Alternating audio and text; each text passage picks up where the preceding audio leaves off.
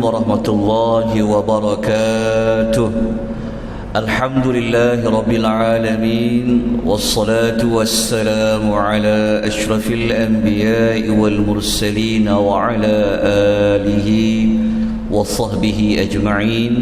Allahumma salli wa sallim ala sayyidina Muhammad wa ala alihi wa sahbihi wa man tabi'ahum bi ihsanin ila yaumiddin, amma ba'd. Muslimin dan muslimat, hadirin dan hadirat rahimani wa rahimakumullah. Alhamdulillah, kita dapat meneruskan pengisian tadabbur ringkas surah Al-Insan, yang mana pada pagi ini insya-Allah kita akan melanjutkan perbincangan pada ayat yang ke-26, yang mana ayat yang ke-26 ini telah pun kita baca pada pagi semalam. Namun begitu, kita akan ulang kembali ayat yang ke-26.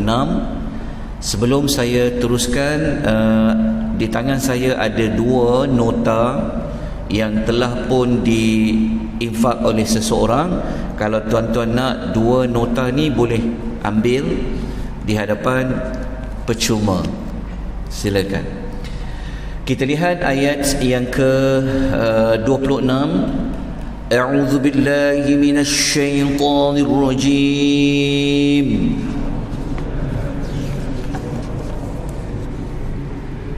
وَمِنَ اللَّيْلِ فَاسْجُدْ لَهُ وَسَبِّحْهُ لَيْلًا طَوِيلًا.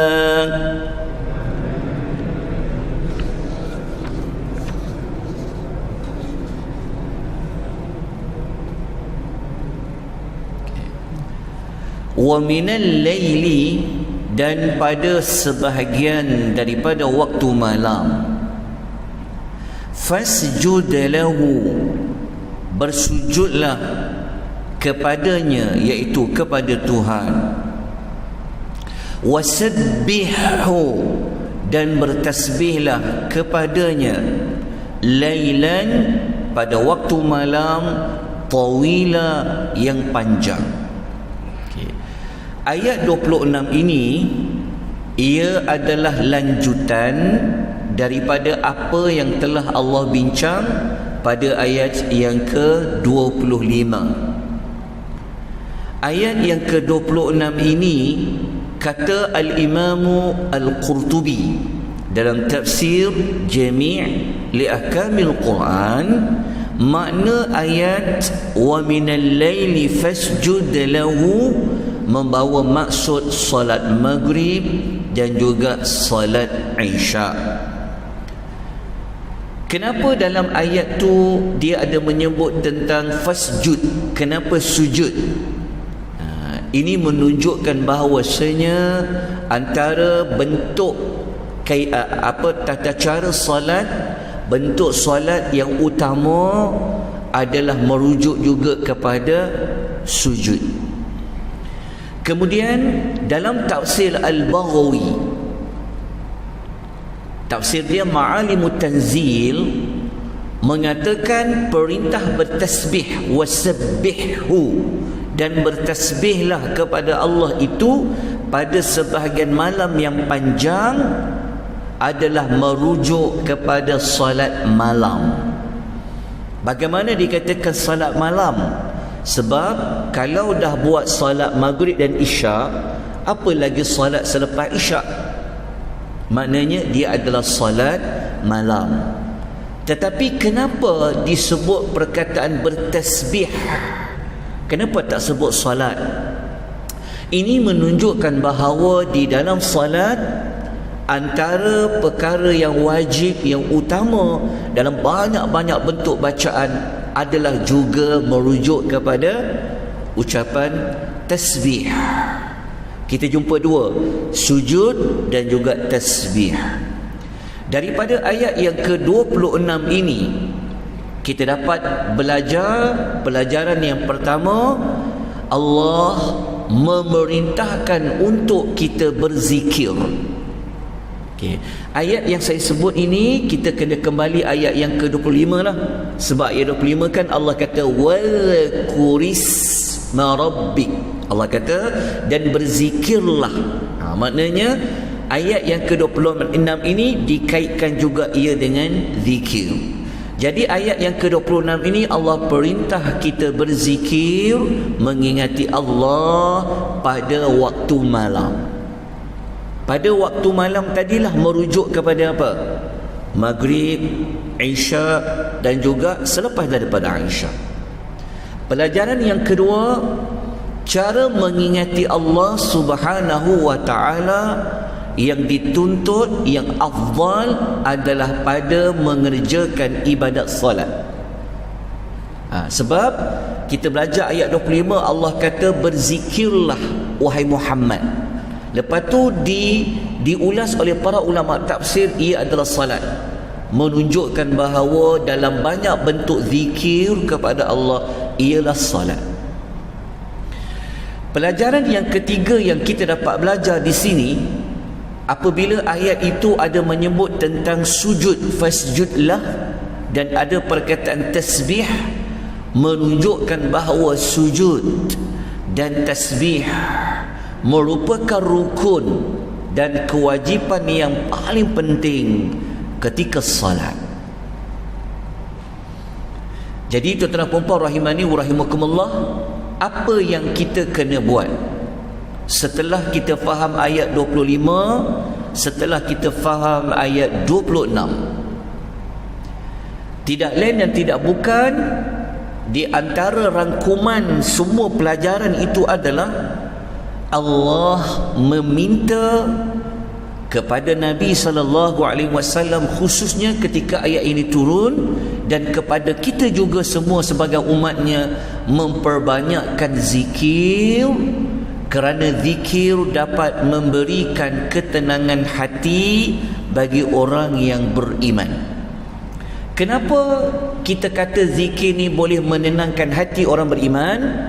Kita kena kaitkan dengan ayat yang sebelum ini pada ayat yang ke-24.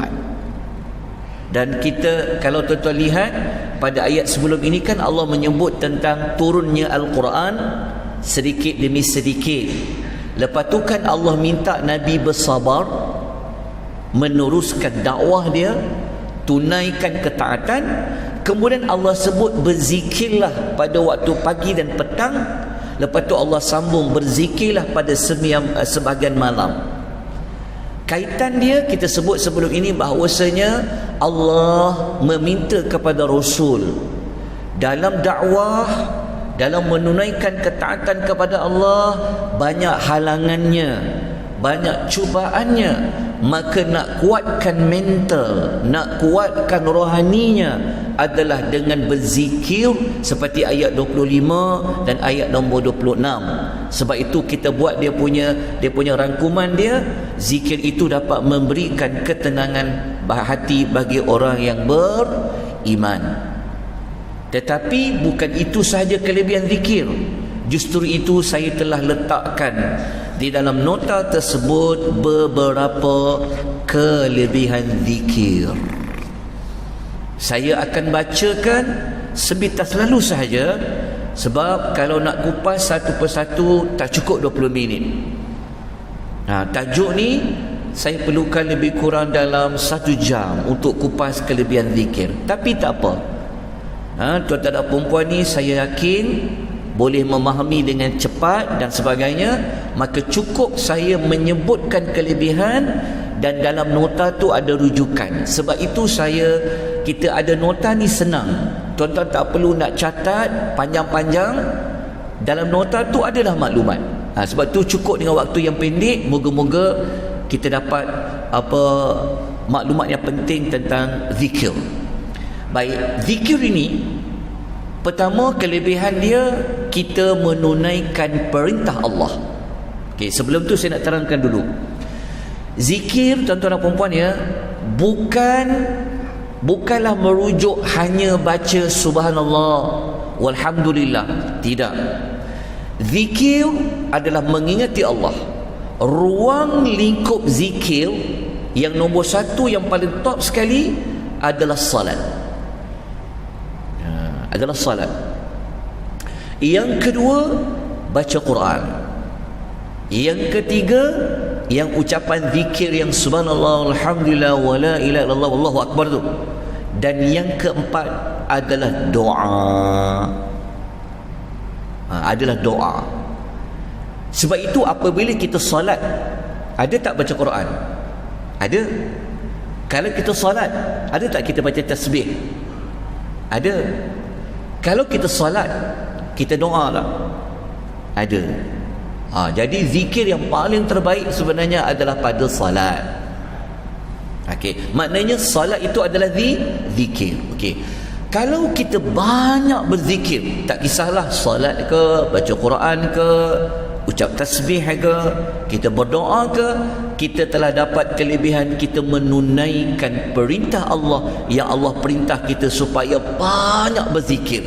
Ini kena rujuk surah Al-Ahzab ayat 41. Yang kedua, orang yang banyak berzikir dia mengikuti sunnah Rasulullah sallallahu alaihi wasallam. Kita kena rujuk hadis kisah Abdullah bin Bushr radhiyallahu anhu. Yang mana Nabi kata apa? Nabi kata basahkanlah lidahmu dengan berzikir kepada Allah. Okey. Kelebihan nombor 3, Allah bagi keampunan. Kelebihan nombor 4, Allah memberikan pahala yang besar, iaitu syurga. Kelebihan 3 dan 4 ini boleh dirujuk dalam suratul Al-Ahzab ayat nombor 35. Dalam ayat nombor 35 Allah gunakan perkataan apa? Wadh-dhakirinallaha katsira wadh-dhakirat. Kelebihan nombor 5, kita akan mendapat ketenangan hati. Ini berdasarkan suratul Ra'd ayat nombor 28. Kelebihan yang ke-6, orang yang berzikir dia telah buat amalan yang terbaik. Dan yang ke-7, amalan yang suci di sisi Allah Azza wa Jalla. Okay, amalan nombor 6 dan 7 ni ia berada pada hadis sahih riwayat Al-Imam Tirmizi. Okay, hadis ni satu, tapi dalam tu ada beberapa kelebihan. Okay.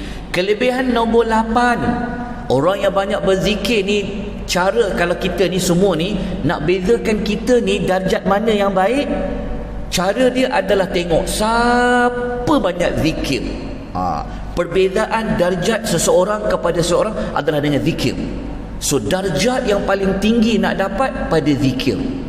Nombor 9, lebih baik daripada dia menginfakkan emas dan perak. Okay, ini dinyatakan dalam hadis yang sama yang kita baca tadi, pada hadis riwayat Al-Imam Tirmizi. Okay, dalam nota tu mudah je. Dia punya point dia, saya telah highlightkan dia, saya gelapkan tulisan tu. Dekat situlah dia punya kelebihan dia. Nombor 10, zikir lebih baik daripada berjihad. Ini dinyatakan dalam surah dan dalam hadis sahih riwayat Al-Imam Tirmizi. Dalam masa yang sama tuan-tuan ya, saya ada bawakan tuan-tuan dalam nota tu kisah 3 orang lelaki yang dia masuk Islam. 2 yang pertama mati syahid. Ada seorang lelaki yang ketiga tu dia bukan mati syahid, tetapi dia mati di atas katil dia. Tetapi di dalam syurga, yang mati di atas katil itu yang paling depan sekali berada di dalam syurga. Kenapa ya? Kita kena baca dalam nota tu, dapat jawapan dia. Okay. Kemudian yang ke-11, orang yang banyak berzikir ini dia akan dilingkungi, dikelilingi oleh para malaikat. Yang ke-12, dia akan diselubungi dengan rahmat. Rahmat Allah ini turun mencurah-curah bagi orang yang banyak berzikir. Tuan-tuan yang berada dalam majlis ilmu ni, ini dipanggil majlis zikir. Ingat Allah. Okay. Kelebihan yang ke-13 dan yang kelebihan yang ke-14, Kelebihan yang ke-13, ia mendapat as-sakinah, ketenangan. Kemudian yang ke-14, Allah puji. Orang duduk dalam majlis zikir ni, Allah angkat nama dia, Allah puji di kalangan siapa? Di kalangan para malaikat. Okey, kelebihan nombor 12, kelebihan nombor 11, 12, 13, 14, tuan-tuan boleh rujuk dalam hadis sahih riwayat Al-Imam Tirmizi. Okey, boleh baca dekat nota tu, nanti baca satu persatu. Sebab tak dan nak baca dalam waktu pagi begini. Okey. Kemudian tuan-tuan dan puan-puan rahimani wa rahimakumullah, nombor 15. Orang yang banyak berzikir ni, dia akan dapat lindung diri dia daripada syaitan. Ini dinyatakan dalam hadis sahih riwayat Al-Imam Tirmizi. Tuan-tuan baca hadis tu, yang mana kata Nabi, kalau musuh kejar kita, kita akan lari duduk dalam benteng yang kuat. Nabi kata macam itulah kamu nak lari daripada syaitan. Jadi benteng tu sebenarnya adalah zikir. Yang ke-16, orang yang banyak berzikir ini, Allah selamatkan ia daripada azab api neraka, seperti mana yang dikatakan oleh Muaz bin Jabal radhiyallahu anhu.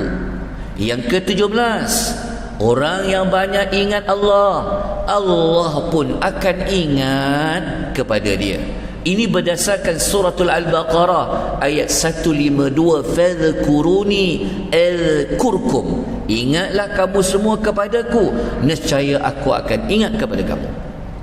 Okay, nombor 18, orang yang banyak berzikir ini, ia seolah-olah dia berada dalam taman syurga. Berdasarkan hadis riwayat Al-Imam Tirmizi, Nabi kata kalau kamu lalu taman-taman syurga, singgah, joinlah sekali dekat taman syurga. Para sahabat bertanya, apa itu taman-taman syurga? Nabi mengatakan khilaquz zikr, iaitu halaqah zikir. Macam tuan-tuan ni, inilah kumpulan-kumpulan zikir berada dalam taman syurga. Nombor 19, orang yang banyak berzikir ini, ia terselamat daripada memiliki sifat orang-orang munafik. Orang-orang munafik di zaman Nabi itu, Allah sebut dalam surah An-Nisa ayat 142, orang munafik ni, dia sikit je dia ingat Allah, tapi yang banyak dia lupa pada Allah. Allah kata apa? Wala yadhkurunallaha illa khalila. Mereka tidak ingat kepada Allah kecuali sedikit. Kelebihan yang ke-20, orang yang banyak berzikir kepada Allah pagi, petang, siang dan malam, dia terselamat daripada menjadi kumpulan orang-orang yang rugi. Ini berdasarkan surah Al-Munafiqun ayat nombor 9 dan berdasarkan hadis sahih riwayat Al-Imam Tirmizi. Yang ke-21, orang yang banyak berzikir ini, dia seperti mendapat sebesar-besar amal. Kalau ditanya amal apa yang besar di sisi Allah, jawapannya adalah zikir. Ini disebutkan oleh Allah dalam suratul Al-Ankabut ayat nombor 45. Ini ada kaitan dengan salat. Kan selalu dengar kalau khutbah Jumaat tu, kadang selalu dengar khatib kata wa lidzikrullahi akbar, kan, wallahu ya'lamu ma tasna'un. Yang terakhir sekali, zikir dapat memberikan kekuatan, dapat memberikan kita tenaga. Nak cuba? Tengok hadis riwayat Al-Bukhari. Ini ibu-ibunya Nabi ajar kepada Fatimah dengan Sayyidina Ali. Zaman dulu orang buat kerja rumah ni semua guna manual, betul tak? Buat hidup api manual, masak manual, gulik apa nak ulit tepung manual. Zaman sekarang pejam mata je, siap semua. Jadi Fatimah dengan Ali mengadu nak minta bibit, nak minta khadam. Tapi Nabi kata apa? Nabi kata, nak tak korang berdua aku bagi tahu sesuatu yang lebih baik daripada apa yang kamu minta. Apa Nabi kata? Kalau kau berdua berada di tempat tidur, bertakbirlah sebanyak 34 kali. Tapi bukan ucap takbir, bukan tu. Allahu Akbar, Allahu Akbar 34 kali. Lepas tu tasbih 33 kali dan bertahmid sebanyak 33 kali. Nabi kata kalau kau buat, kata Nabi, ia lebih baik daripada kamu kepada kamu daripada kamu mendapat seorang khadim. Cuba tuan buat. Lepas ni semua hantar bibi balik kampung. Tak, cuba tuan buat. Ini daripada Nabi SAW. Tengok-tengok bangun pagi tu, kenapa tenaganya banyak? Kan? Zikir pada Allah. Kadang-kadang bukan penat badan, tapi penat otak. Kan? Penat otak, sakit badan. Jadi apabila Allah bagi tenang, Allah bagi kekuatan jasmani dan rohani. Cukuplah 22 kelebihan, walaupun ada banyak lagi. Cukuplah dengan kadar waktu subuh ni. Kita pun dah 20 minit 50 saat. Besok saya nak kita bincangkan tentang 7 kelebihan yang ada pada salat fardu, untuk kita mengulas kenapa Allah minta Nabi ni salat subuh, salat zuhur, salat maghrib dan salat isyak. Ada apa pada salat? InsyaAllah besok kita baca kembali ayat 25, 26 terus kepada tajuk 7 kelebihan salat fardu, baru kita masuk kepada ayat yang ke 27. Boleh baca terlebih dahulu. Moga-moga Allah memberikan kita banyak manfaat. Kita dah tahu nak kena buat apa yang nak kena ditambah baik. Moga-moga Allah memberikan kita syafaat Al-Quranul Karim. Allah bimbing hidup kita dengan Quran. Allah rahmat kita dengan Al-Quran. Allah jadikan Quran sebagai imama wa nura wa huda. Wabillahi taufiq wal hidayah. Wassalamualaikum warahmatullahi wabarakatuh. Assalamualaikum warahmatullahi wabarakatuh. Alhamdulillah Rabbil Alamin, wassalatu wassalamu ala ashrafil anbiya'i wal mursalin wa ala alihi wa sahbihi ajma'in. Allahumma salli wa sallim ala Sayyidina Muhammad wa ala ali Sayyidina Muhammad kama sallaita ala Ibrahim wa ala ali Ibrahim fil alamin innaka Hamidun Majid. Amma ba'd. Muslimin dan muslimat rahimani wa rahimakumullah. Alhamdulillah, pagi Jumaat yang penuh keberkatan ini kita pula berada pada salah satu daripada bulan-bulan haram, iaitu bulan Rajab. Moga-moga kita dapat memanfaatkan waktu dan masa yang berkat ini untuk kita sama-sama menambahkan amal-amal soleh kita kepada Allah Subhanahu wa taala.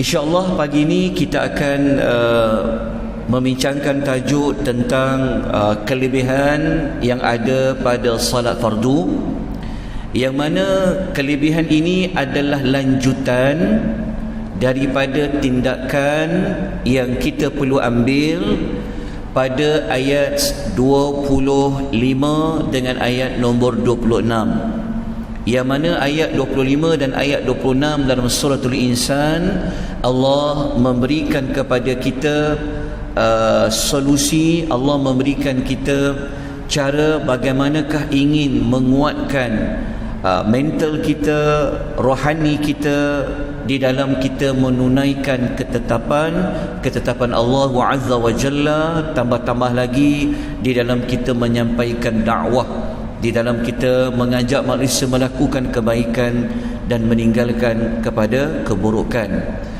Semalam kita telah bincang tentang 22 kelebihan zikir secara umum. Pagi ini kita masuk kepada zikir yang paling terbaik adalah pada ibadat salat fardu. Tuan-tuan boleh buka nota yang bercetak muka surat nombor 86. 7 kelebihan salat fardu. Yang pertama, tuan-tuan dan puan-puan, salat fardu ini merupakan salah satu ciri daripada orang-orang yang bertakwa. Jadi kalau nak jadi orang yang bertakwa, lihat kepada ibadat salat fardunya. Ini dinyatakan oleh Allah dalam surah Al-Baqarah ayat yang kedua sehinggalah kepada ayat yang kedua dan ayat yang ketiga dalam surah Al-Baqarah. Kita akan jumpa Allah kata hudal lil muttaqin, petunjuk bagi orang yang bertakwa. Siapa yang bertakwa? Salah satunya wa yuqimunas salah, mereka mendirikan salat. Kelebihan yang kedua yang ada pada salat fardu ini, salat fardu dapat menghapuskan dosa-dosa kecil yang kita lakukan.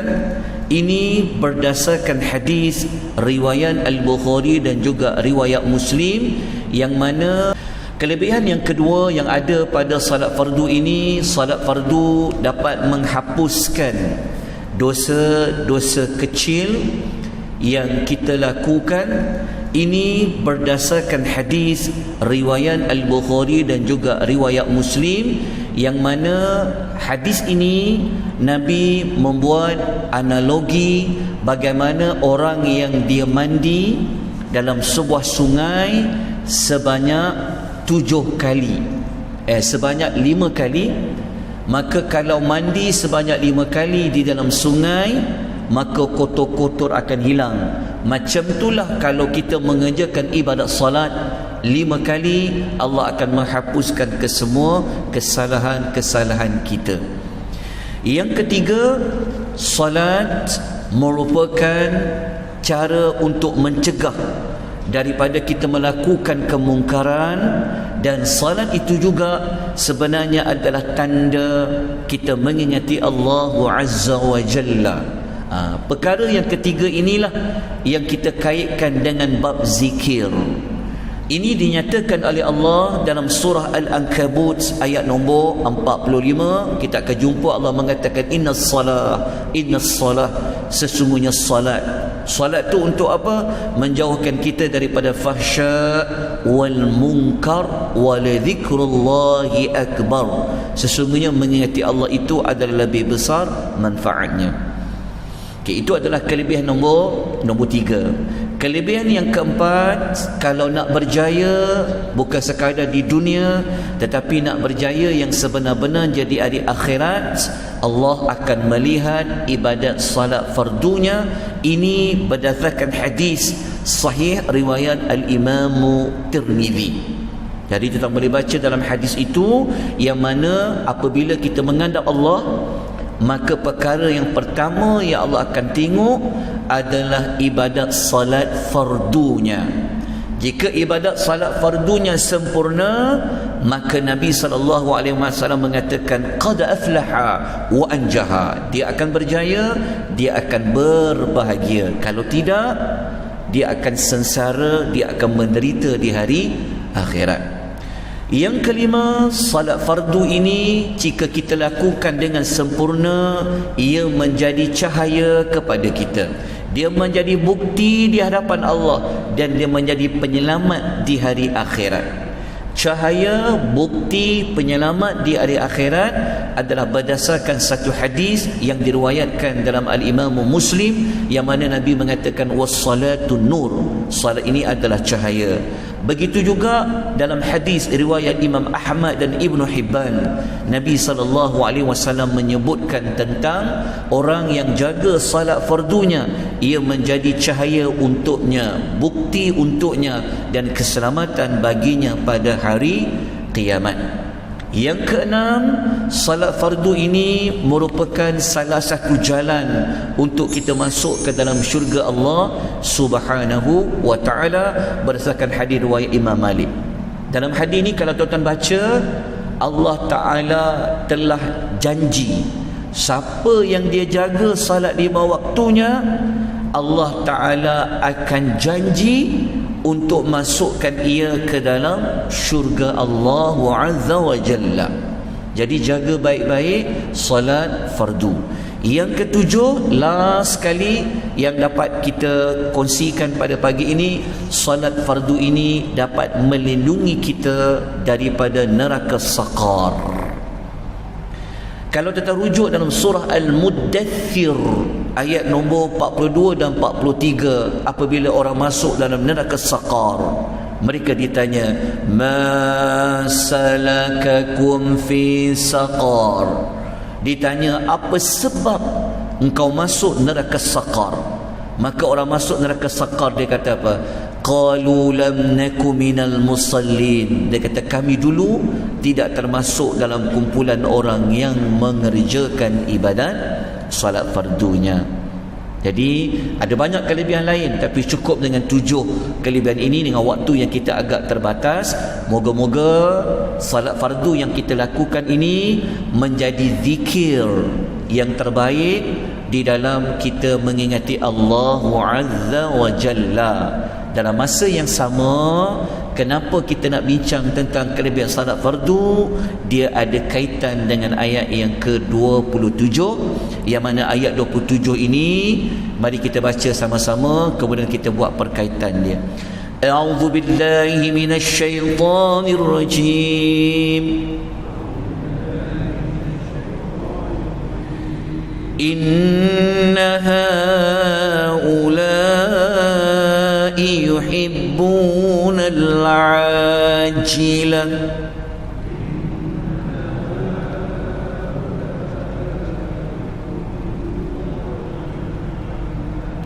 wa yadharuna wara'ahum yawman thaqila.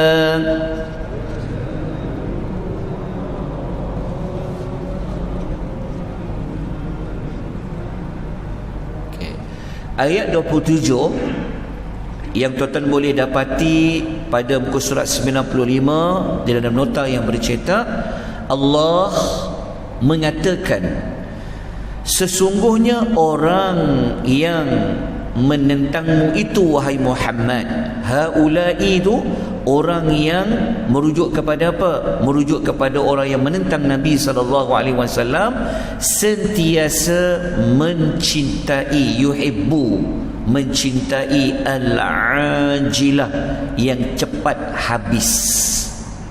Okey, ayat ini kalau kita nak memahami siapa yang yuhibbun al-ajilah tu, yang mencintai yang cepat habis tu.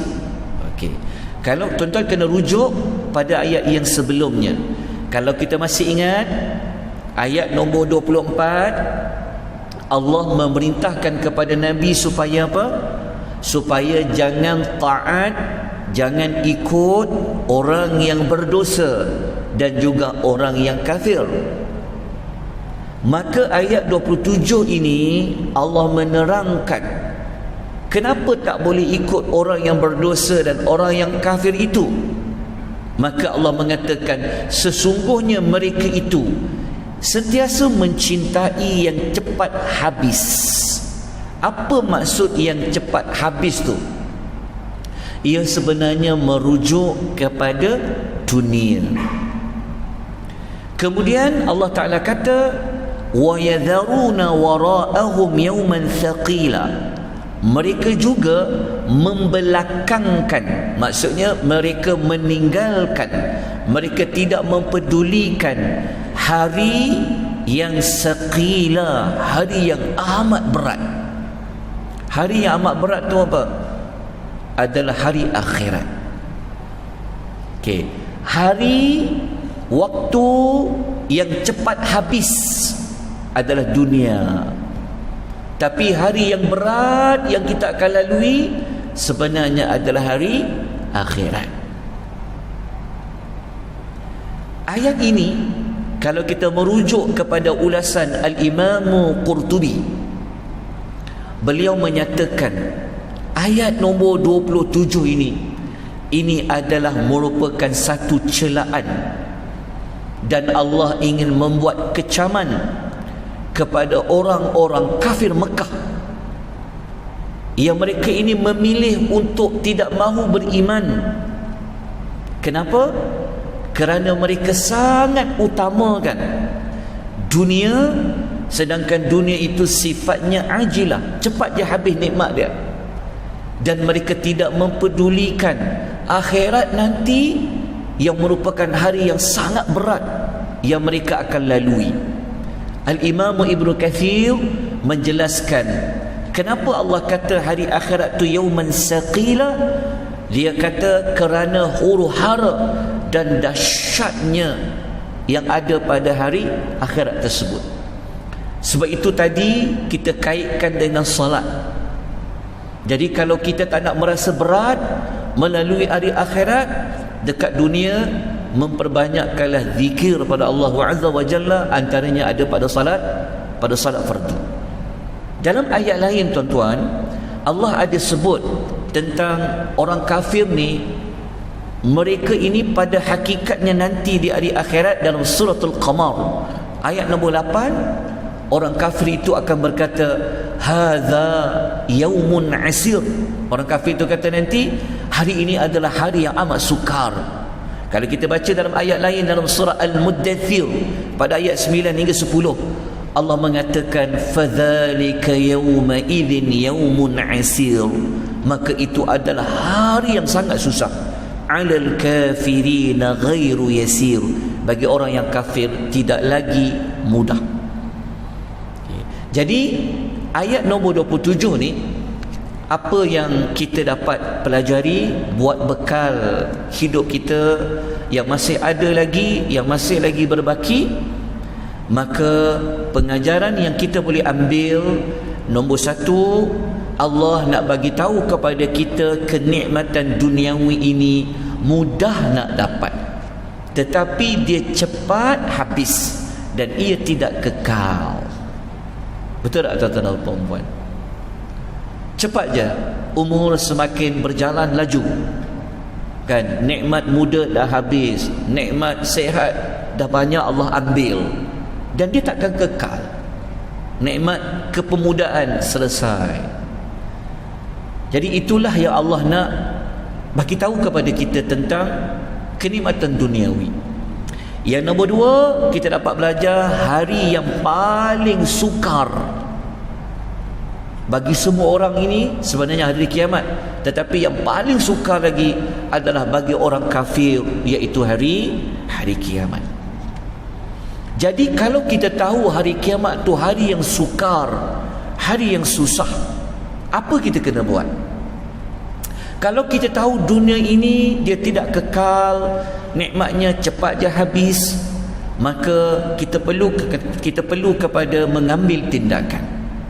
Antara tindakan dia yang utama, kita tidak perlu tamak dan kita tidak perlu terpedaya dengan nikmat duniawi yang sementara. Ini kita nak kuatkan pengajaran nombor satu. Jangan tamak. Tapi kalau buat ibadat, kena tamak, kena pulun dia. Tapi dunia cukuplah dengan kadar yang ada. Dalam nota itu saya ada nukilkan hadis Nabi SAW yang tuan-tuan boleh baca, yang Nabi menggambarkan dunia ini dia lebih teruk, dia lebih buruk daripada bangkai anak kambing. Kita boleh baca hadis riwayat Muslim yang bagaimana dalam satu perjalanan para sahabat dengan Nabi jumpa seekor bangkai anak kambing yang cacat telinga dia. Last sekali Nabi SAW mengatakan, demi Allah, dunia ini lebih hina di sisi Allah daripada hinanya bangkai ini kepada kamu. Maknanya siapa yang dia pulun dunia dia, sebenarnya dia pulun bangkai sebenarnya. Tuan-tuan jelas tak faham maksud dia? Kalau dunia itu diagung-agungkan, sebenarnya lebih teruk daripada bangkai. Maknanya bangkai ni, kalau kita tahu bangkai ni semua orang rasa busuk, semua orang tak nak.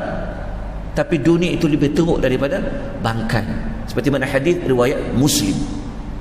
Kalau kita baca dalam hadis sahih yang lain riwayat Al-Imam Tirmizi, dunia ni dia punya cepat habis dia, kita kena buat apa dekat dunia ni, tuan-tuan pun sudah sedia maklum, kita pun dah sedia maklum, dunia berputar, maksud tak? Sekejap je, dah nak masuk Ramadan dah, pusing, dah 20, 23 dah, pusing, tak tahu, dah dekat 20.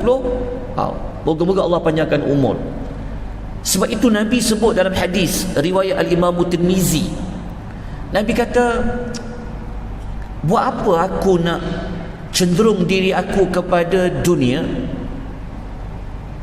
Nabi kata, sesungguhnya bandingan diriku dengan dunia ini sama seperti seorang penunggang, pengembara yang menumpang tidur sekejap di bawah bayangan sebuah pokok, kemudian dia pergi dan meninggalkan pokok tu. Maksud dia apa? Dunia ni dia sebenarnya macam R&R je lah, dia macam tempat perhentian saja. Kita singgah dekat R&R tu mungkin sebab nak buang air, mungkin sebab kita nak makan, mungkin kita nak salat, sekejap je. Habis setengah jam, 1 jam, kita bergerak ke destinasi. Destinasi itu apa? Itulah akhirat yang kita nak pergi. Jadi dunia ni kita hanya buat bekal sikit je, tetapi yang kita nak pergi sebenarnya adalah hari akhirat. Jadi dunia ni umpama kita lalu tempat-tempat nak berhenti sekejap, lepas tu kita tinggalkan dia.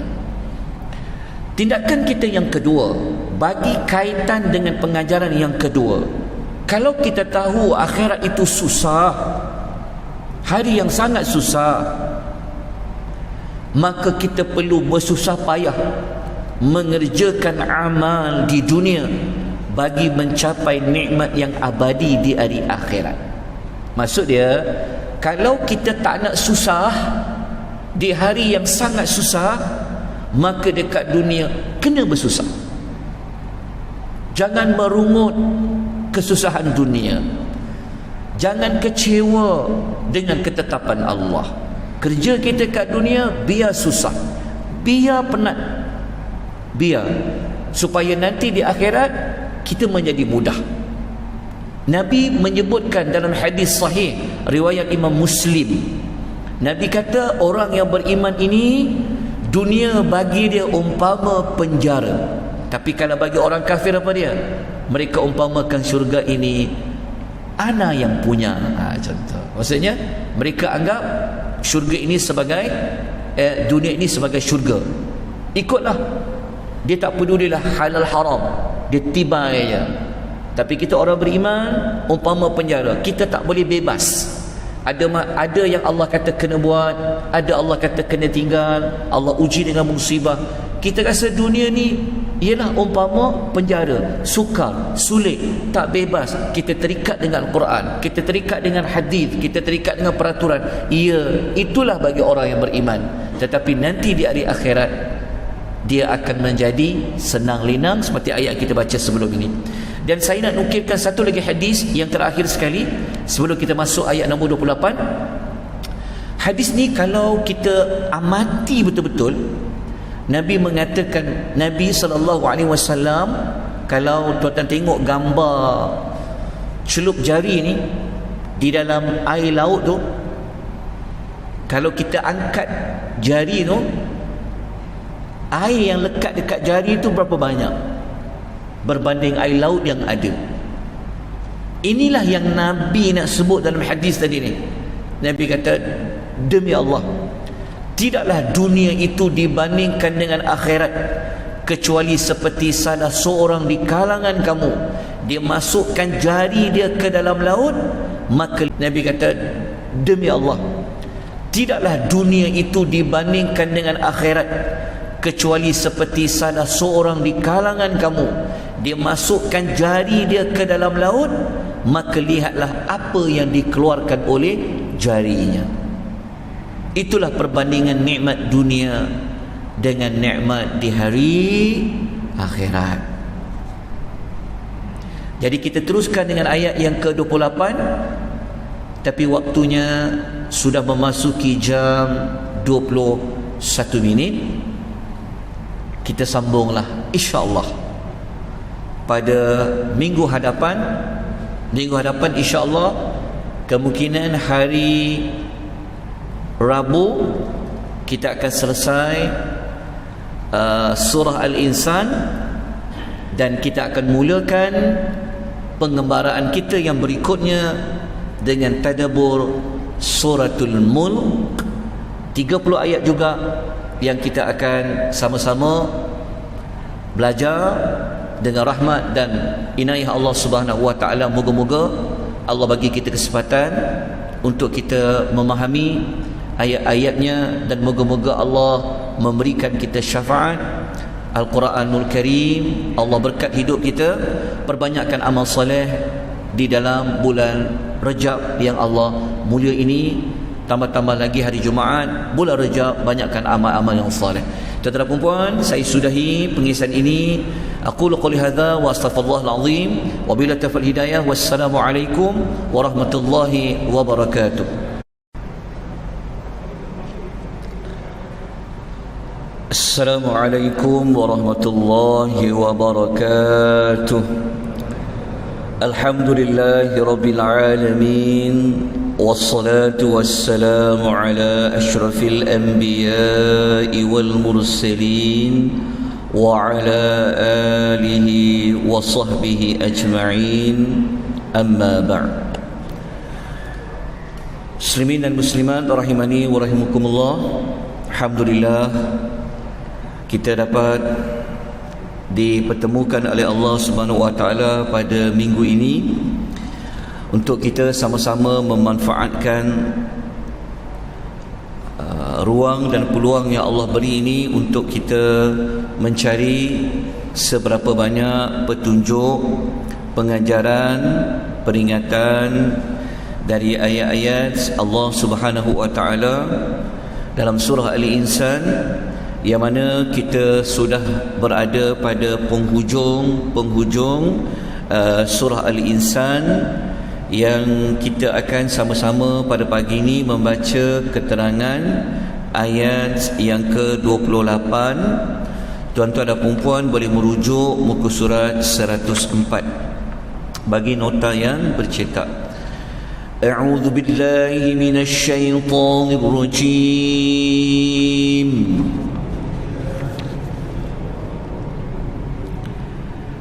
نحن خلقناهم وشددنا أسرهم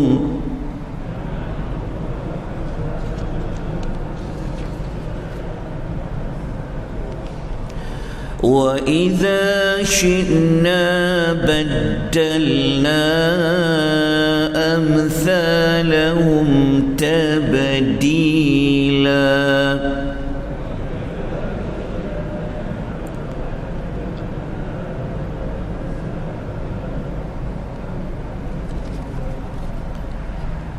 Nahnu khalaqnahum, kami telah menciptakan mereka, kata Allah. Wa shaddadna asrahum, dan kami juga menguatkan tulang sendi tubuh mereka. Wa idza syi'na baddalna, apabila kami mengkehendaki, kami menggantikan mereka amthalahu, dan kami juga menguatkan tulang sendi tubuh mereka. Wa idza syi'na baddalna, apabila kami mengkehendaki, kami menggantikan mereka amthalahum tabdila, dengan orang yang sama dengan mereka, dengan pergantian yang sebaik-baiknya. Jika kita ingin memahami ayat 28, sebaik-baiknya kita menghubungkan dengan ayat yang sebelumnya. Ayat yang sebelumnya, iaitu ayat yang ke-27 yang telah sama-sama kita baca. Kita lihat tafsiran ayat 27. Sebelum ini Allah memberitahu kepada kita bahawa di antara penyebab utama mengapa ada orang memilih untuk tidak menjadi orang yang bersyukur, orang yang memilih jalan untuk kufur. Mereka ini sangat mencintai nikmat yang cepat habis, iaitu dunia, dan mereka juga telah meninggalkan, mereka telah mengabaikan yauman thaqila, iaitu hari yang berat, iaitu hari yang akhirat.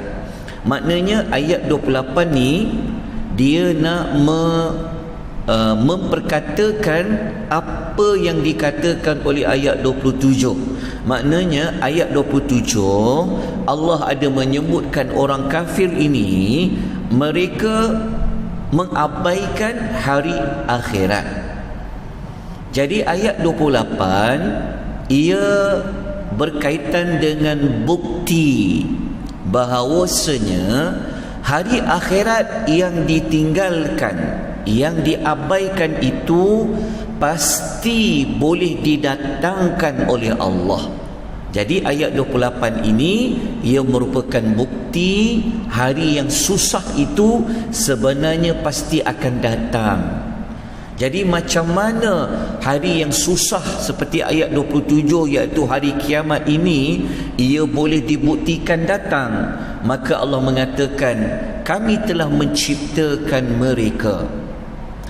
Apa maksud menciptakan mereka? Kalau kita rujuk dalam tafsir Taysiril Karimur Rahman, kami menciptakan mereka ini menunjukkan bahawa kami, kata Allah, telah menciptakan setelah sebelumnya mereka tidak ada. Maknanya ini sebenarnya Allah nak kata, macam mana mereka boleh tak percaya hari yang susah, hari yang kiamat itu tak ada? Kenapa mereka boleh buat tak peduli hari kiamat itu, sedangkan kata Allah mereka ini sebelum tu tak ada, kami ciptakan mereka menjadi ada. Macam mana Allah ciptakan mereka? Akhirnya Allah kata wasyadadna asrahum, kami kuatkan tulang sendi tubuh mereka. Kalau tuan baca ulasan dalam tafsir Al-Karimur Rahman menyebutkan, iaitu kami kukuhkan tubuh dia, urat dia, otot dia, nadi dia. Maknanya ringkas dia, Allah nak bagi tahu bahawasanya manusia itu daripada tak ada Allah cipta jadi ada. Macam mana jadi ada tu? Allah cerita proses dia. Dalam ayat ni Allah tidak menyebut tentang secara panjang lebar macam mana manusia itu Allah ciptakan. Kita telah belajar dalam surah As-Sajadah, dan kita belajar pada ayat yang kedua pun kita dah belajar tentang bagaimana manusia berasal daripada air mani yang bercampur. Jadi dekat ayat ni Allah nak kata Allah telah jadikan manusia itu lengkap, sempurna, yang mana sebelum ni mereka tidak wujud. Jadi Allah nak mengatakan bahawasanya kiamat tu boleh jadi, kan? Menciptakan manusia ini sebelum ni tak ada pun Allah boleh buat. Begitulah juga dengan hari kiamat. Ini perkaitan dia. Kemudian mari kita lihat apa sebenarnya yang Allah nak bagi tahu. Kalau kami kehendaki, kami boleh tukar mereka yang mengabaikan akhirat ni dengan kumpulan manusia yang lain. Kalau kita baca pada tafsiran Taysirul Karimur Rahman mengatakan, Allah Ta'ala ni sebenarnya dia nak cakap, dia nak bagi tahu kepada kita bahawasanya Allah boleh musnahkan, Allah boleh binasakan mana-mana manusia yang kufur, yang tak percaya kiamat ni, Allah boleh gantikan dengan manusia yang lain. Jadi apabila Allah boleh gantikan manusia yang lain, maknanya menunjukkan apa? Menunjukkan bahawa tidak ada yang kekal, dia akan binasa. Lepas tu Allah boleh ganti pula. Satu generasi mati, lahir pula satu generasi mati. Itu nak menunjukkan apa? Nak menunjukkan bahawa kesempurnaan kekuasaan Allah Azza wa Jalla. Tetapi Allah tidak buat kepada orang Arab musyrikin yang ayat ini diturunkan. Padahal Allah Ta'ala pernah buat sebelum ni pun kepada umat-umat yang terdahulu. Allah pernah musnahkan kaum Nuh. Lahir pula umat kaum apa? Naik pula umat kaum Nabi Allah Hud. Allah boleh matikan generasi kaum Nabi Allah Hud dengan wujudnya kumpulan generasi yang lain. Tetapi sebenarnya ini adalah ayat yang Allah bagi ancaman kepada orang-orang yang tak percaya hari kiamat, yang sanggup memilih untuk menjadi orang yang kufur, sedangkan kiamat itu sangat mudah bagi Allah untuk Allah jadikan. Dan Allah bagi ancaman, Allah boleh binasakan mereka seperti mana Allah membinasakan umat-umat yang terdahulu. Allah boleh ganti dengan manusia yang lain, yang lebih taat, yang boleh menjadi hamba yang bersyukur. Tapi pada hakikatnya sebenarnya tidak pun Allah binasakan mereka, kerana inilah kelebihan umat Nabi Muhammad sallallahu alaihi wasallam. Okey, apakah pengajaran yang kita boleh ambil pada ayat yang ke-28 muka surat 106? Pengajaran yang pertama, satu kurniaan Allah yang terbesar kepada kita semua ialah Allah mewujudkan manusia yang mana sebelum ini manusia tiada. Kita ambil kepada pengajaran yang Tuhan kata, kami telah jadikan mereka, kami kuatkan sendi tulang mereka. Jadi itu satu nikmat yang besar yang Allah bagi kepada manusia. Yang kedua, pengajaran yang kita dapat belajar, Allah Ta'ala ni Dia sangat mampu membinasakan manusia yang sedia ada. Mana-mana yang kafir, yang kufur pada Allah, yang tak nak bersyukur, boleh saja Allah Ta'ala nak binasakan. Okay. Kemudian dalam masa yang sama kita dapat belajar Allah ini Dia berkuasa menggantikan dengan manusia yang lain yang lebih baik dan lebih taat. Tapi kenapa Allah tak buat kepada orang-orang Mekah, musyrikin Mekah? Allah nak bagi peluang mereka bertaubat. Allah buka peluang kepada mereka berubah, jadilah orang yang beriman, jadilah orang yang bersyukur.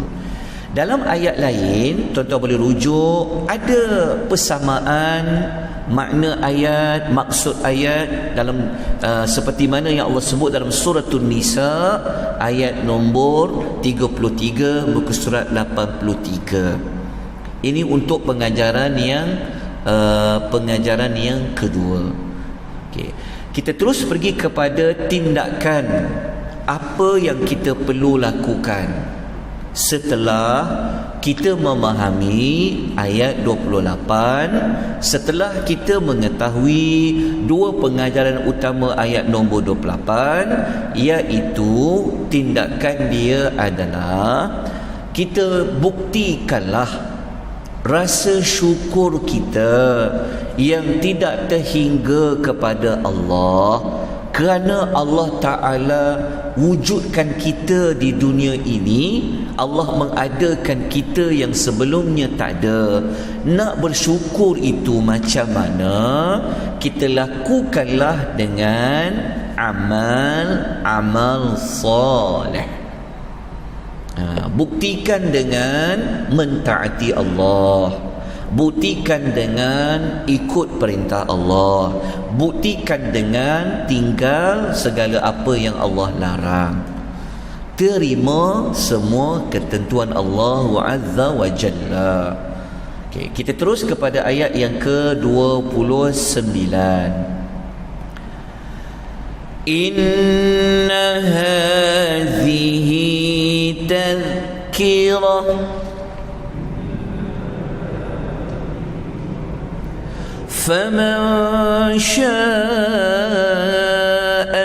اتخذ إلى ربه سبيلا.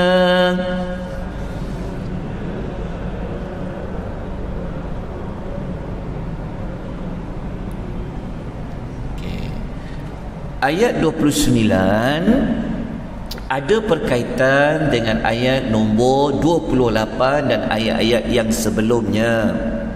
Okey. Tadi kan ayat 28 Allah memberikan ancaman. Allah boleh binasakan manusia, Allah ganti dengan manusia yang lain.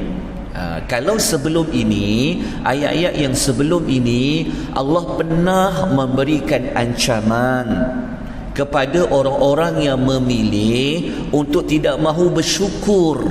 Kalau kita tahu masih ingat, ayat yang keempat, Allah pernah ingatkan Allah telah sediakan apa kepada orang yang tidak mahu bersyukur. Allah menyediakan apa? Inna a'tadna lil kafirina salasila wa aghlala wa sa'ira. Allah pernah memberikan janji, pernah membuat ancaman bagi siapa yang kafir. Allah sediakan mereka neraka sa'ir, Allah sediakan rantai dan juga belenggu. Jadi penutup kepada apa yang pernah Allah sebutkan pada ayat-ayat yang sebelumnya, termasuklah ayat 28 tadi. Maka ayat 29 ni sebenarnya Allah Ta'ala nak bagi tahu Al-Quran yang Allah turunkan, termasuklah surah Al-Insan ini adalah peringatan bagi siapa-siapa kalau dia nak menempuh hari yang susah. Kalau sesiapa yang dia nak bersiap sedia, dia menuju kepada Allah, maka dia boleh jadikan Al-Quran ini sebagai tazkirah. Jadi kita tengok terjemahan ayat dia. Ayat ini Allah kata inna hadhihi tazkirah. Sesungguhnya ini adalah suatu tazkirah, peringatan. Kita selalu dengar tentang perkataan tazkirah. Hari ini ada tazkirah. Tazkirah ini adalah peringatan. Kemudian Allah Ta'ala kata, kalau dah tahu ini adalah peringatan, faman sya'a, maka sesiapa yang mahukan, dia memilih, dia berkeinginan untuk jadikan peringatan itu, nescaya dia akan ambil peringatan itu ila rabbihi sabila, jalan yang menyampaikan dia kepada Allah. Okey, apa makna ayat dia ini secara lanjutnya? Baik, kita kena tengok tafsiran ayat. Menurut Al-Imam Qurtubi, Imam Qurtubi kata ayat 29 tadi tu, inna hadhihi tu, dia merujuk kepada surah Al-Insan itu secara spesifiknya. Tazkirah itu peringatan dan nasihat. Okey, apa makna faman syaa ta'attakhadha ila rabbih sabila? Maknanya kata Imam Qurtubi, sesiapa yang mengambil jalan yang menyampaikan kepada ketaatan kepada Allah dan kepada keredaan Allah. Okey, maksudnya begini. Cara kita nak pergi menuju redha Allah, maknanya siapa-siapa kalau dia nak cari jalan, dia nak pergi mencari rahmat Allah. Kalau kita nak cari rahmat Allah, nak cari Allah redha, Allah suka, Allah sayang apa yang Allah tak suka, maka kita jadikanlah Al-Quran, terutama surah Insan ini, sebagai panduan untuk kita pergi mencari redha Allah. Boleh faham tak maksud dia? Maksudnya siapa-siapa kalau dia nak dapat redha Allah, dia nak pergi syurga, dia nak masuk syurga, maka dia boleh mengambil tindakan, jadikan surah ini sebagai peringatan untuk dia. Itulah makna pada ayat faman syaa'a attakhadha ila rabbih sabila. Kalau kita baca sedikit lagi ulasan dia, sesiapa yang ingin mencari jalan nak pergi kepada Tuhannya, nescaya dia akan ambil, dia akan jadikan ayat-ayat Al-Quran itu sebagai petunjuk. Hanya dengan berpegang dengan Al-Quran, manusia akan selamat dunia dan hari akhirat. Lepas tu boleh baca satu lagi keterangan. Jelas tuan-tuan, takat penerangan ayat nombor 29. Kalau dah jelas, kita lihat apa pengajaran yang kita boleh ambil buat bekalan kita pada hari ini untuk kita meneruskan tujuan hidup kita dengan umur yang Allah masih lagi beri kepada kita.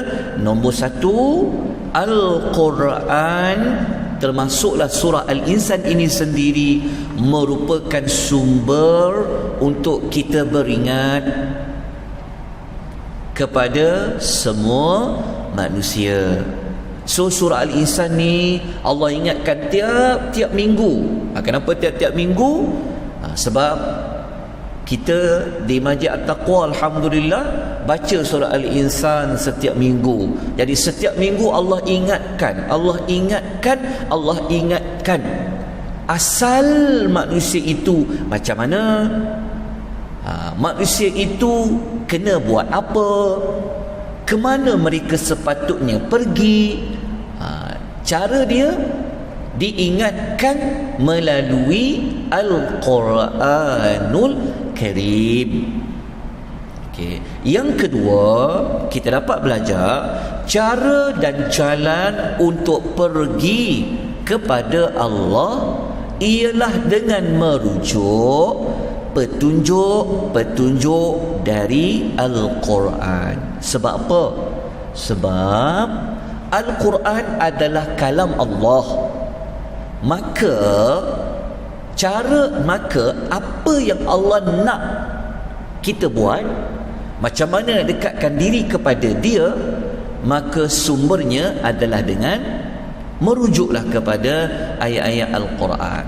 Jadi apa yang kita buat ni, usaha yang kita buat sedikit ini, kita kata dalam 20 minit ini, sebenarnya kita menunaikan, kita nak jadikan ayat 29 tadi itulah kan, macam mana kita nak pergi kepada Allah dengan kita mencari petunjuk dari Al-Quran. Apa Allah nak kata, apa nasihat Allah, tapi nak tahu apa Allah kata, apa kena buat, maka kita kena faham. Baik, tindakan selepas tadabbur ini yang terakhir sekali, tidak dapat dinafikan bahawasanya kita kenalah memilih jalan mengikuti sepenuhnya petunjuk dari Al-Quranul Karim. Walaupun kita tahu ayat 29 tadi Tuhan kata siapa-siapa yang mengkehendaki nak ambil, maknanya ia bebas, Allah bagi pilihan. Tetapi kita memang tak ada pilihan lah. Hanya yang pasti kita kena ikut. Setelah kita faham apa yang Allah nak sampaikan, maka kita pilihlah, ikutlah jalan tu sepenuhnya. Dan kita tutup dengan surah Al-Muddathir ayat 54 dan 55. Ada persamaan dengan apa yang kita baca ayat 29. Allah kata kalla innahu tadhkirah. Allah kata tidak sama sekali, sesungguhnya Al-Quran itu sebenarnya suatu peringatan. Faman syaa'a dzakarah, maka sesiapa yang mahu dia akan mengambil pengajaran dari Al-Quran. So kita nak menjadi kumpulan yang apa? Saya mahu mengambil pengajaran daripada Al-Quran. Sebab tuan-tuan mahulah, tuan-tuan boleh ambil sedikit waktu selepas subuh untuk tuan-tuan mendengar, mendapatkan apa sebenarnya yang Allah nak katakan kepada kita. Kita doakan juga rakan-rakan kita yang tak boleh hadir, mereka boleh melihat kembali rakaman yang ada di YouTube untuk pengajian kita setiap pagi. Kenapa? Kerana kita mahu menjadikan Al-Quran itu sebagai pengajaran, teladan dan petunjuk. Itu saja pengisian untuk pada pagi ini. InsyaAllah kita akan sambung pada keesokan paginya pada 2 ayat yang terakhir. InsyaAllah mungkin besok kita boleh tamatkan. Bismillahirrahmanirrahim.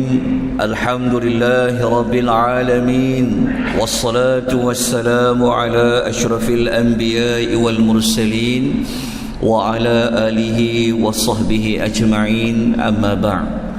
Tuan-tuan dan puan-puan rahimani wa rahimakumullah, Assalamualaikum warahmatullahi wabarakatuh. Alhamdulillah, pagi ini Allah masih lagi memberikan kita ruang dan peluang di atas hidayah dan taufik daripada Allah, dapat kita mengerjakan salat subuh secara berjamaah. Seterusnya kita mengisi waktu yang ada ini untuk kita menambahkan pemahaman kita ayat yang terkandung di dalam surah Al-Insan. Pagi ini kita akan menyelesaikan 2 ayat yang terakhir, iaitu ayat yang ke-30 dan juga ayat yang ke-31. Kita lihat ayat yang ke-30 dalam nota yang bercetak berada pada halaman muka surat 115. A'udzu billahi minasy syaithanir rajim.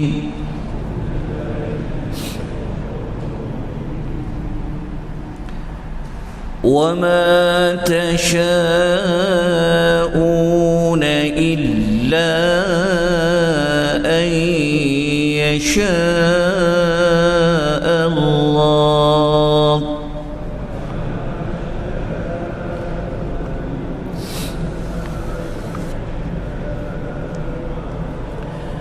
Inna Allah kana aliman hakima.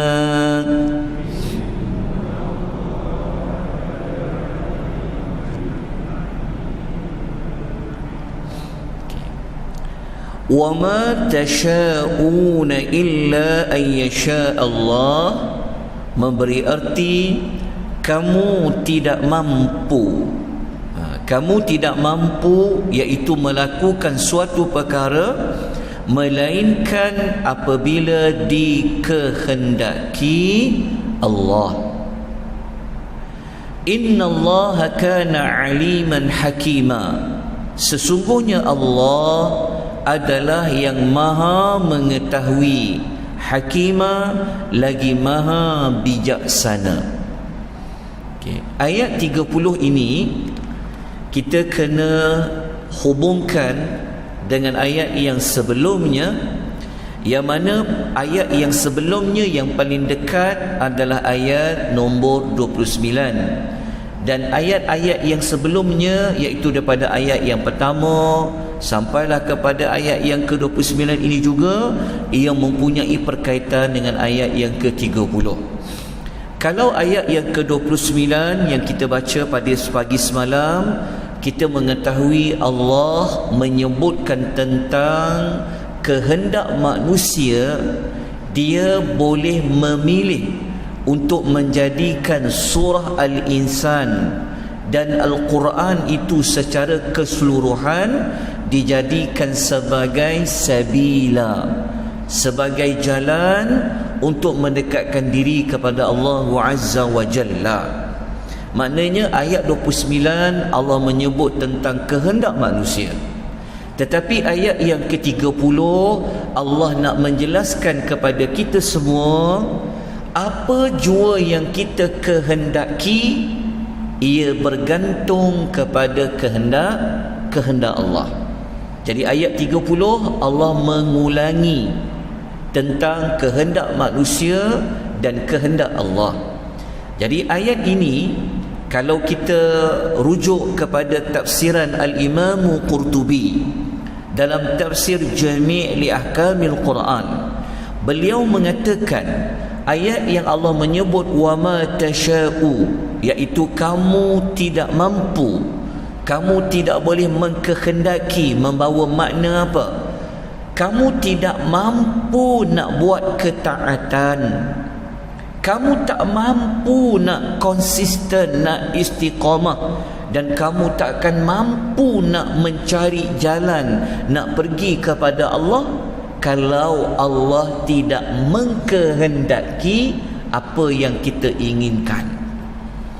Ada orang dia mengkehendaki, ada keinginan nak hadir ke masjid, tetapi keinginannya itu tidak Allah kehendaki berlaku, maka dia tidak dapat pergi ke masjid. Ada orang dia mengkehendaki nak buat banyak perkara ketaatan, tetapi ia bergantung kepada Allah kehendak. Kalau Allah mengkehendaki ia berlaku, ia akan berlaku. Okay, saya harap jelas tentang penerangan wa ma tasha'u. Untuk lebih jelas lagi, kalau kita rujuk dalam tafsir Al-Misbah, menjelaskan bahawa ayat 30 ini Allah nak menjelaskan tentang dua kehendak. Kehendak pertama adalah kehendak manusia, dan kehendak yang kedua adalah kehendak Allah. Manusia ini dia memiliki kasr, iaitu usaha, tetapi usaha itu sama sekali tidak akan mengurangi kekuasaan dan kehendak Allah. Maknanya apa? Kita ada pilihan. Kita boleh buat sesuatu, namun sesuatu usaha itu ia akan terjadi setelah Allah mengkehendaki ianya terjadi. Tetapi jika ia terjadi, ia berlandaskan kepada ilmunya Allah dan kebijaksanaan Allah Azza wa Jalla. Okay. Harap jelas dengan tafsiran Al-Misbah, dalam tafsir Al-Misbah. Kalau kita baca dalam tafsir Adwa' Al-Bayan, Al-Imam Muhammad Al-Amin Asy-Syamqiti dia mengulas tentang kenapa di hujung ayat tu Allah kata aliman hakima. Beliau menjelaskan semua yang terjadi di alam ini, apa saja perbuatan, apa saja pekerjaan, ianya jika berlaku, ia adalah dengan ilmu dan hikmahnya dari Allah Subhanahu wa ta'ala. Ada orang mengkehendaki dia nak dapat hidayah, tapi dengan ilmu Allah, kebijaksanaan Allah, Allah tak bagi dia hidayah. Begitulah sebaliknya. Okay. Kalau kita baca lagi dalam tafsiran yang satu lagi, saya bawa banyak sikit tafsiran kerana ayat ni memang perlu kepada penjelasan yang panjang. Okay, kita boleh baca pada keterangan ayat itu, Allah tahu segala-galanya, apa sahaja keinginan kita, betul tak? Apa hajat kita, Allah tahu. Oleh kerana itulah Allah buat keputusan siapa yang akan ditarik ke jalan yang selamat dan siapa yang Allah akan biarkan dia berada dalam kesesatan. Segala keputusan Allah dilakukan atas ilmu Allah yang sangat luas. Okey, jelas. Kita jelaskan lagi.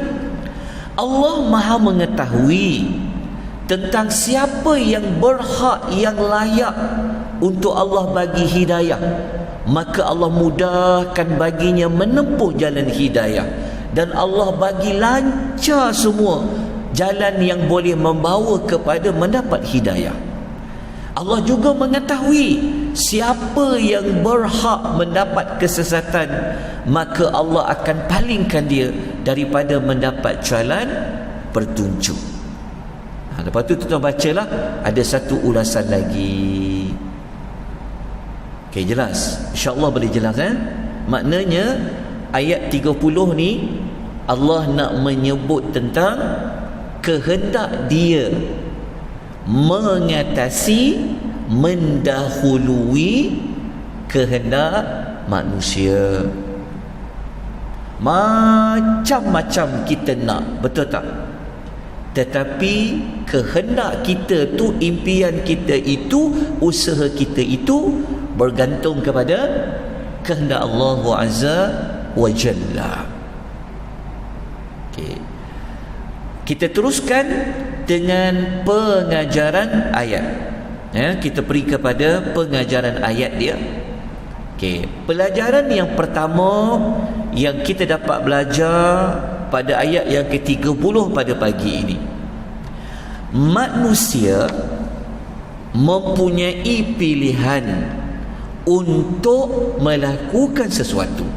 Maknanya manusia ni dia ada kehendak, dia ada keinginan untuk dia buat sesuatu.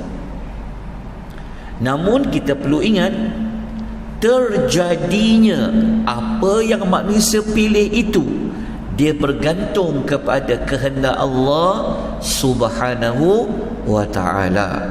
Okay, pelajaran pertama. Pelajaran nombor 2, terjadinya sesuatu adalah berdasarkan ilmu dan kebijaksanaan Allah Azza wa Jalla.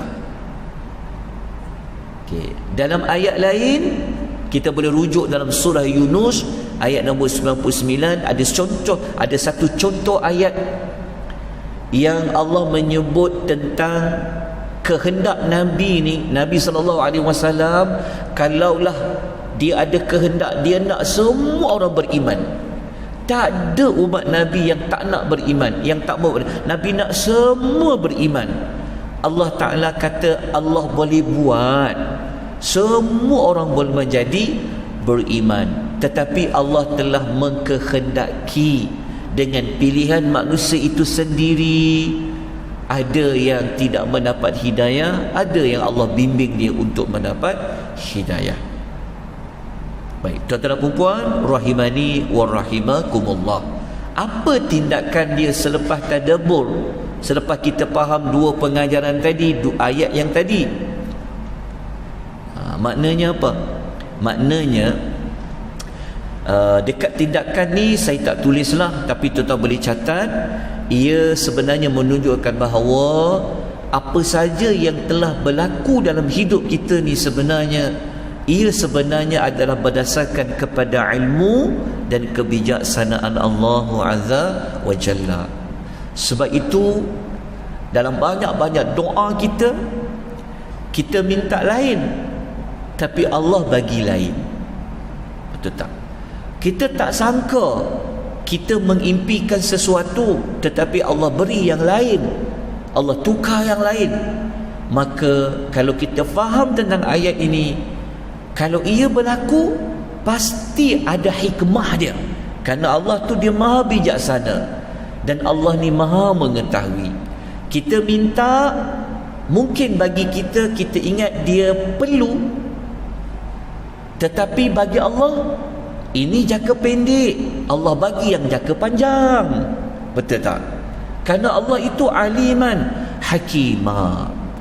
Jadi apa yang berlaku di alam ini, setelah kita berusaha berhempas pulas, maka terimalah apa saja ketentuan Allah Azza wa Jalla, kerana ia pasti ada hikmahnya. Baik, kita terus kepada ayat yang terakhir pada pagi ini, muka surat nombor 120. A'udzu billahi minasyaitonir rajim. Yudkhilu man yasha رحمته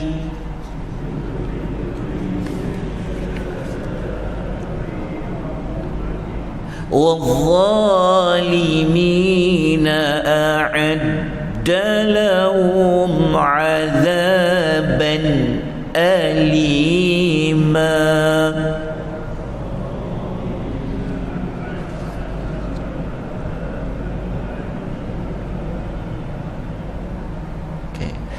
Ayat nombor 30 ini, 31 ini, kalau kita kaitkan kembali dengan ayat yang sebelum ini, ayat 31, Allah mendatangkan contoh pada kita.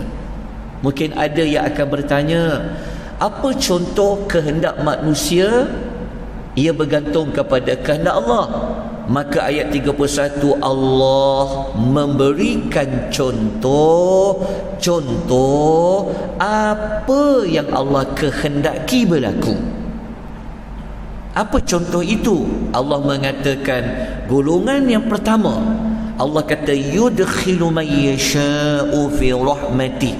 Allah memasukkan sesiapa yang dia kehendaki ke dalam rahmatnya. Maknanya dalam ramai manusia ni, ada yang Allah pilih dia untuk diletakkan dalam kumpulan yang Allah bagi rahmat. Moga-moga kita kumpulan yang ini. Dan Allah mengatakan, Allah mengkehendaki orang yang zalim tu pula, Allah menyediakan untuk mereka azab yang pedih. Maknanya ayat ni Allah sebut ada dua kehendak Allah.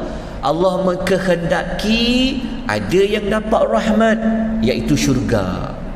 Ada yang Allah mengkehendaki dia mendapat azab yang pedih. Ayat ini kalau untuk lebih lagi pemahamannya, maka kita rujuk apa yang dikatakan oleh Profesor Dr. Wahbah Az-Zuhaili dalam Tafsir Al-Munir.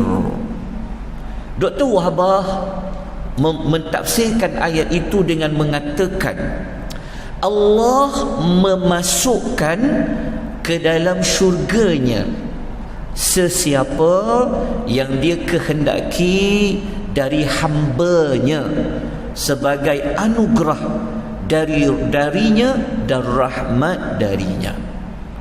Manakala Allah mengazab orang yang zalim, bukan Allah buat suka-suka juga, tetapi kerana orang yang telah menzalimi diri mereka sendiri dengan menyediakan untuk mereka di akhirat azab yang sangat pedih. Moga-moga kita termasuk dalam kumpulan yang Allah beri rahmat, dan Allah jauhkan kita daripada kumpulan yang Allah memberikan azab yang pedih. Apa pengajaran bagi ayat yang ke-31 ini? Nombor 1,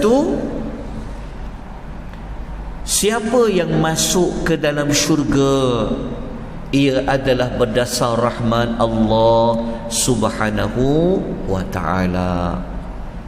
Sebab tu dalam hidup selalulah mencari rahmat Allah. Salah satu yang boleh dapat rahmat Allah berada dalam majlis ilmu, dapat rahmat Allah. Baca Al-Quran, dapat rahmat Allah. Tunaikan segala perintah Allah, dapat rahmat Allah. Melangkahkan kaki pergi ke rumahnya, dapat rahmat Allah. Kalau kita cari rahmat Allah, itulah laluan ke syurga. Pelajaran nombor 2, masuk seseorang ke dalam neraka adalah berdasarkan kepada keadilan Allah Subhanahu wa ta'ala. Kerana apa? Ingat tak ayat yang awal-awal surah Al-Insan? Allah telah beri hidayah sabil. Ingat?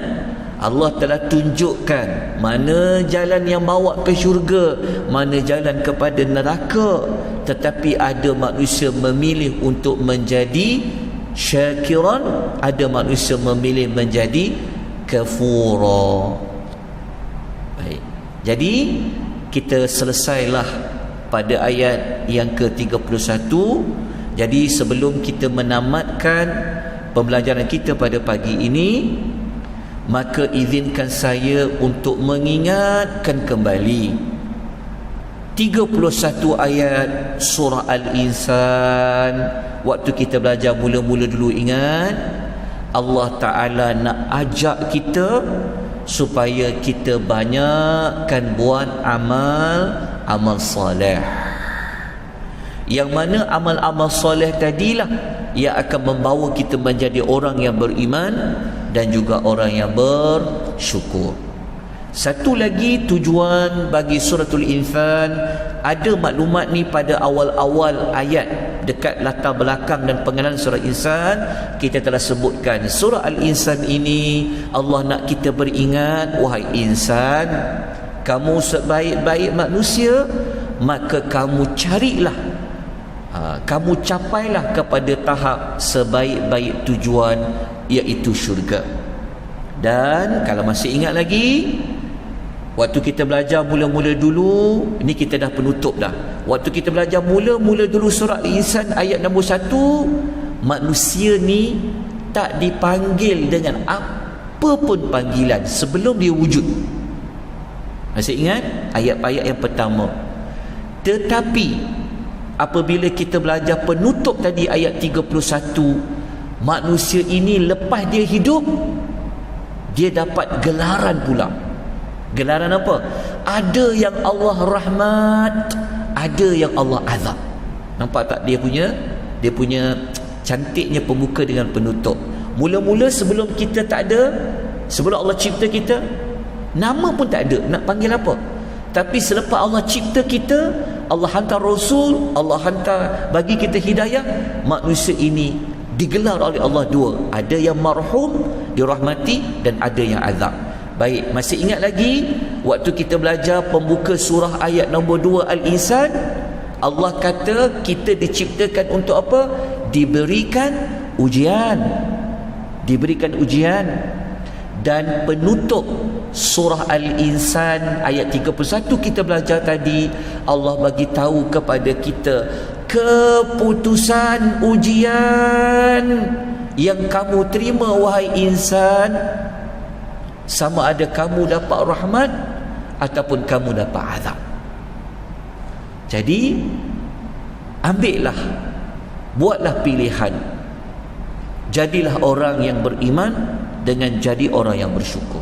Tuan-tuan, maka dengan ini pada tanggal 9 Rejab 1444 Hijrah kan, kita selesai pembelajaran tadabbur ringkas surah Al-Insan. Lepas tu dekat dalam nota tu saya ada lampirkan maklumat kelebihan solat malam, yang nota kelebihan solat malam ni adalah nota untuk mengukuhkan ayat dalam surah As-Sajadah yang kita belajar tempoh hari, iaitu manusia yang tatajafa junubuhum 'anil madaji' yad'una rabbahum khawfa wa tama'a. Kita tak boleh baca kelebihan-kelebihan ini, mudah je nak faham. InsyaAllah kita tidak akan mungkin besok saya baca sikit lah ya. Besok kita mulakan sikit yang kelebihan solat malam ni. Lepas tu kita mulakan dengan tadabbur suratul Mulk, InsyaAllah. Besok hari Rabu kita bertemu sekali lagi. Moga-moga Allah menemukan kita, menghidupkan kita, bagi kita rahmat, bagi kita hidayah taufik untuk kita bersama pada keesokan pagi. Aqulu qawli hadha wa astaghfirullahal azim wa billahi taufiq wal hidayah. Wassalamu alaikum warahmatullahi wabarakatuh.